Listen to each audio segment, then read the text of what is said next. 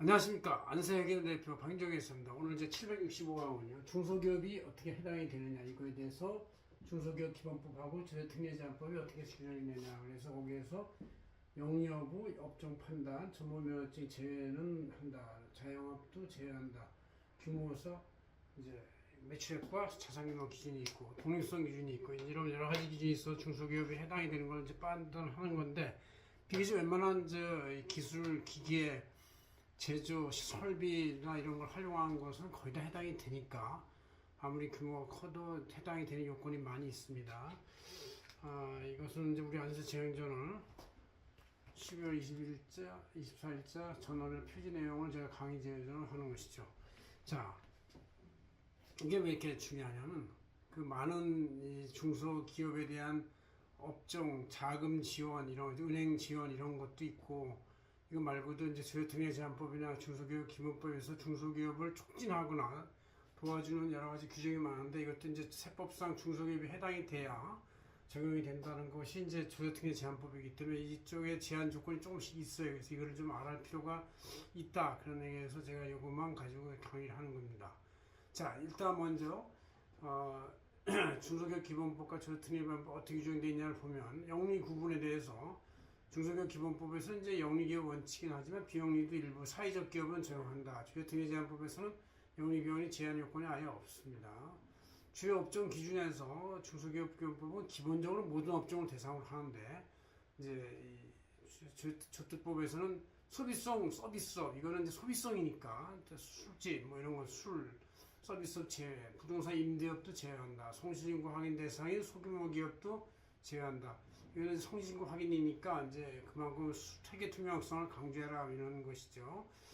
그다음 이제 전문 면허증 여부에 대해서 이제 중소기업 기본법은 별 규정이 없어 차별이 없습니다. 그러나 저희특례제한법에서 이제 전문 과학 기술 서비스업, 엔지니어링 서비스업 이런 걸 다 이제 포함시키는데 그러면서 서비스업이지만 단 변호사, 법무사, 공인회계사, 세무사, 수의사, 행정사, 건축사 등 전문 면허증 직업은 이제 뭔가 면허증으로 시장이 보호된다는 차원에서 그랬는지 이거를 제외시키고 있어요. 그래서 아무리 소규모 매출액이라 할지라도 전문 면허증 직업은 제외시키는데 이럴 필요는 없을 것 같아요. 그래서 보니까 진입장벽도 무제한으로 해서 많이 뽑으니까 되고 해서 뭐 이렇게 우대받는 건 하나도 없는 것 같습니다. 다 노동집약점이기 때문에 포함될 필요가 있다고 생각을 합니다.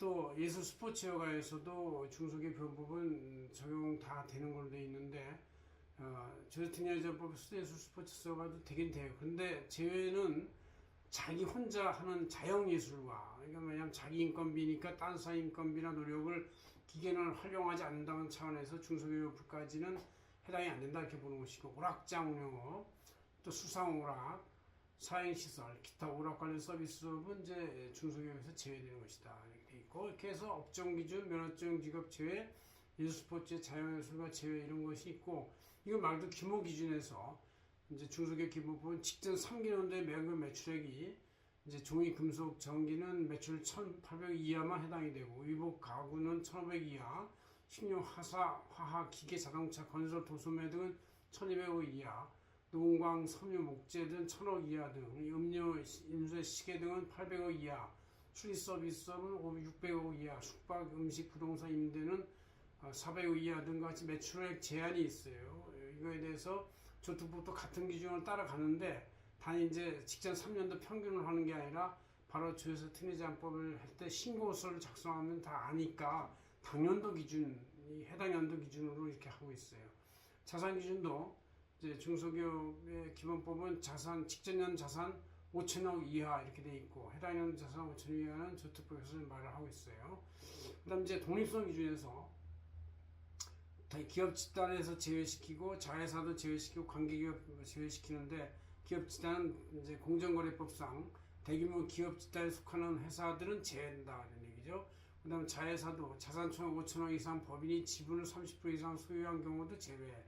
최다 투자자 제외시키고 있습니다. 그것은 이제 저희특례제한법도 똑같은 기준을 갖고 있습니다. 단지 당년도 기준을 하고 있고 관계기업 제외, 관계기업 간의 합산 매출액이 업종별 매출액 아까 1,800부터 1,000억까지 이런 사이에 있는 이하만 해당이 되는 걸로 하고 그 이상은 해당이 제외된다 이런 얘기죠. 그다음에 유예기간이 있는데 이제 중소기업 해당이 안 된다고 하더라도 그 해당이 안 된다고 판단된 연도부터 만 5년간은 중소기업 적용을 해주고 있고요. 그래서 졸업하더라도 졸업 유예기간이 있다. 그래서 어느 정도 보호를 해주고 있습니다. 그래서 여러분이 중소기업이라고 생각하면 많은 조세특례제한이나 이런 여러 가지 특례를 받기 위해서 중소기업 기본법 해당 요건을 잘 살펴보고 조특법상 당년도 기준에 해당하는지 봐서 세법상 중소기업의 적용 여부를 판단하시면 되겠습니다. 고맙습니다. 안세계 대표 방희종 회장이었습니다.